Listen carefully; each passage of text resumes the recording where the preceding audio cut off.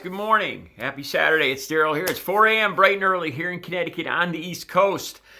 It's 4 a.m. right now. I've been awake since about 1 o'clock. I woke up, I started reading a few different articles on two different stories that are going on right now. The hack into our entire government and the situation with the Pfizer vaccine.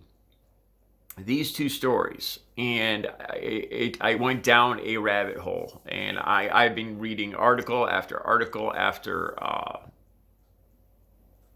different references of what's going on here. All right, the first story, Azar, the Health and Human Services Secretary for Trump, has been saying that he wants to take a closer peek into Pfizer's production, because he claims that there's a problem, that next week, like the state of Idaho has been informed, Health and Human Services in Idaho has been informed that instead of receiving 17,550 doses of the vaccine, of Pfizer's vaccine next week, they're only going to receive 9,750, a cut of almost 40%. And almost every state, including Connecticut, Florida, Wisconsin, Michigan, a good percentage of the states are having their Pfizer vaccine shipment cut in half by 40%. And now there's two different stories.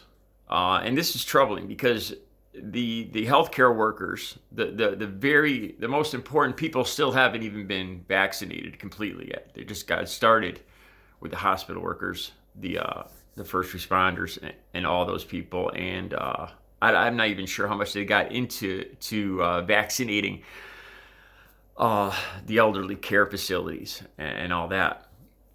So already there's a bump in the road. Now, Azar, the Health and Human Service Secretary for Trump, is saying that he needs to look closer into Pfizer's distribution. Now, Pfizer's saying, no, man, we got, I think they're saying they got 3 million doses sitting and waiting to go, ready to ship out. They just need to know where to ship them. They are just simply awaiting further instructions. Everything is set and good to go. It's made, it's on the shelves, it's in the cooling, the refrigerated chambers, and they just need to be told where to send it and how much to send.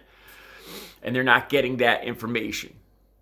Now that sounds a lot more, that sounds like the more realistic explanation, seeing as for all intents and purposes, it really seems like Donald Trump has taken leave of the office of president right now. Other than to try to tear down our democracy even more and dig up more false claims or whatever, or talk about how many votes he had in 2016 or how many votes Obama had in 2012, which is the only thing he seems concerned about. Oh, and then again, the stock market, of course.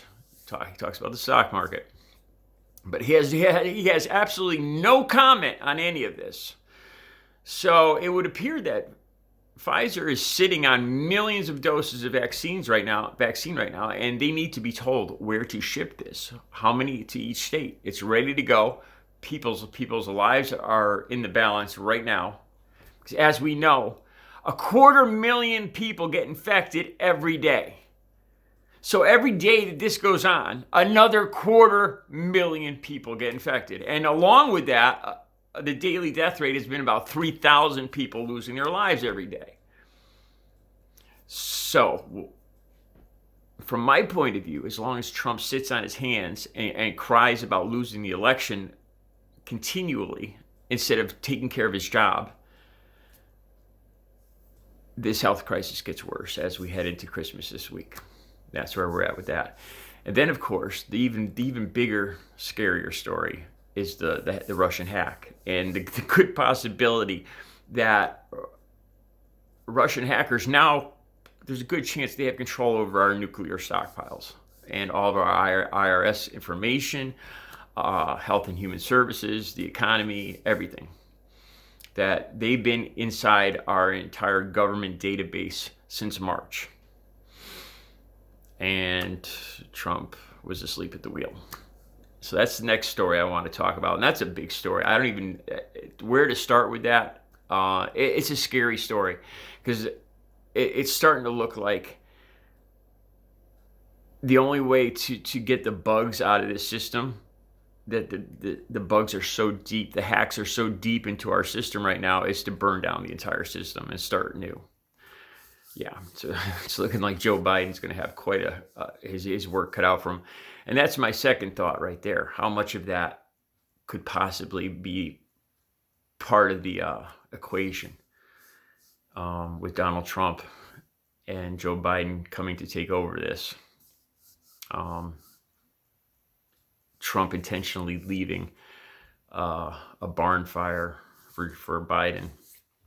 Some thoughts. I'll be back later with another video. You guys have a good Saturday.